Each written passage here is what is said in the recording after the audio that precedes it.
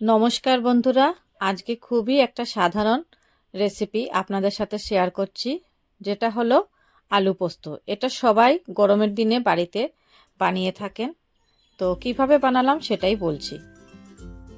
তো আলু পোস্ত বানানোর জন্য এখানে আমি কিছু উপকরণ নিয়েছি। খুবই কম উপকরণে এই রেসিপিটা হয়ে যায়। এখানে নিয়েছি বড় সাইজের 3টে আলু কেটে ডুমো করে কেটে নিয়েছি।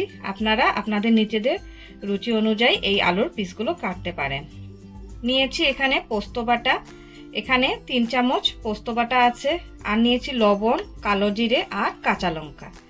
এই কটা দিয়েই আমার এই রান্নাটা হয়ে যাবে। আর লাগবে সরষের তেল। তো কিভাবে রান্নাটা করছি সেটাই আপনাদেরকে বলবো এখন। যদিও এটা খুবই একটা সাধারণ একটা রেসিপি এবং সবাই বানিয়ে থাকেন, তো আমি কিভাবে বানাই সেটাই আপনাদের সাথে শেয়ার করছি। কড়াইটা গরম করে নিয়েছি, এখানে দিয়ে দিচ্ছি 3 চামচ সরষের তেল। সরষের তেলটা গরম করে নেব। তেল গরম হয়ে গেছে, এখন এর মধ্যে দিয়ে দিচ্ছি কালো জিরে ফোড়ন।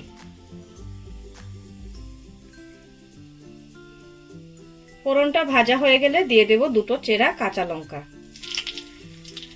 দিয়ে দিচ্ছি কেটে রাখা আলুর টুকরোগুলো। আলুর টুকরোগুলো দিয়ে এর মধ্যে দিয়ে দিচ্ছি 1/2 চামচ লবণ।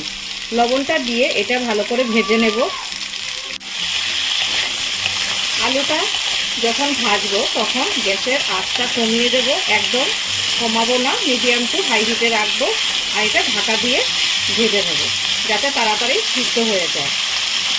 আলুটা মোটামুটি ভাজা হয়ে গেছে, এখন এর মধ্যে আমি দিয়ে দেব 1 কাপ গরম জল, যাতে পুরোপুরিভাবে এটা আলুটা ভালো করে সিদ্ধ হয়ে যায়। আলুটা সিদ্ধ হওয়ার জন্য যে পরিমাণ জলের দরকার তেমনটাই দিয়েছি। আর যেরকম গ্রেভি রাখবেন সেই পরিমাণে আপনারা পরে দেখে ঝোলটা দিতে পারেন। তো আমি সিদ্ধ হওয়ার জন্য এখন এটা ঢেকে দিচ্ছি। তো আলুটা এখানে মোটামুটি সিদ্ধ হয়ে গেছে, আমি দুবার এর মধ্যে ঢাকনা খুলে দেখে নিয়েছি। তো এখন অল্প একটু ঝোল ঝোল আছে, এই অবস্থায় আমি এখন দিয়ে দেব বেটে রাখা পোস্তটা। এখানে বড় চামচের 2 চামচ আমি পোস্ত বাটা দিয়েছি। পোস্তটা একটু বেশি বেশি হলেই ভালো লাগে, যেহেতু এটা আলু পোস্ত আর বাঙালির খুবই প্রিয় খাবার। তো পোস্ততে কার্পণ্য করলে চলবে না। তো পোস্তটা দিয়ে আবারও একটু সময় ঢেকে নেব। আর আগেই বলেছি গ্রেভিটা যেরকম খাবেন সেই অনুপাতেই ঝোলটা এখানে দিয়ে দিতে পারেন।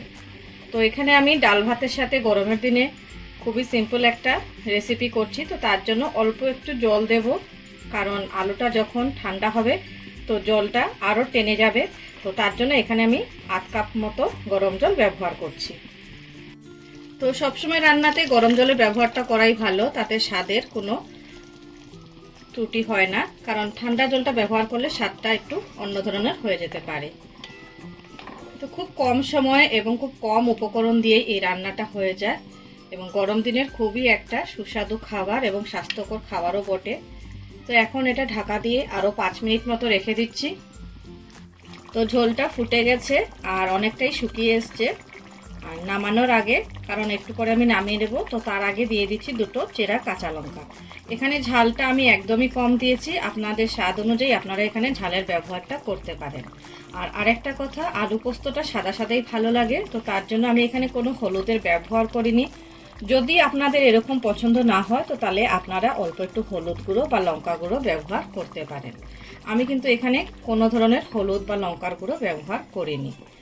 তো একটু পরে আমি নামিয়ে নেব। আর নামানোর আগে এর উপরে দিয়ে দেব কাঁচা সরষের তেল। এই সরষের তেলটা না দিলে আলু পোস্ত একদম অপূরণ থেকে যায়। তো তার জন্য নামানোর আগে দিয়ে দিচ্ছি 1 চামচ সরষের তেল। সরষের তেলটা দিয়ে আমি গ্যাসটা অফ করে দেব।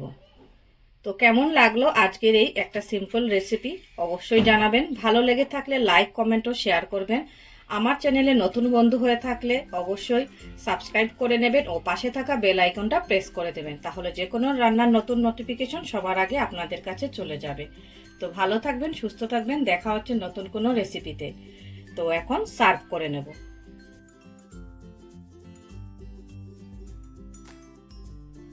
তো দেখলেন তো, খুব কম সময়ের মধ্যে এবং কম উপকরণের দ্বারাই এই রান্নাটা কমপ্লিট হয়ে যায়। আর সবচেয়ে বড় কথা, গরমের দিনে এরকম সাদা সাদা আলু পোস্ত সঙ্গে ডাল, যে কোনো ডাল, পাতলা ডাল, আর যদি গন্ধরাজ লেবু থাকে তাহলে তো একদম বলাই বাহুল্য, খাওয়াটা পুরোপুরি ভালোই জমে যায়। তো কেমন লাগলো অবশ্যই জানাবেন।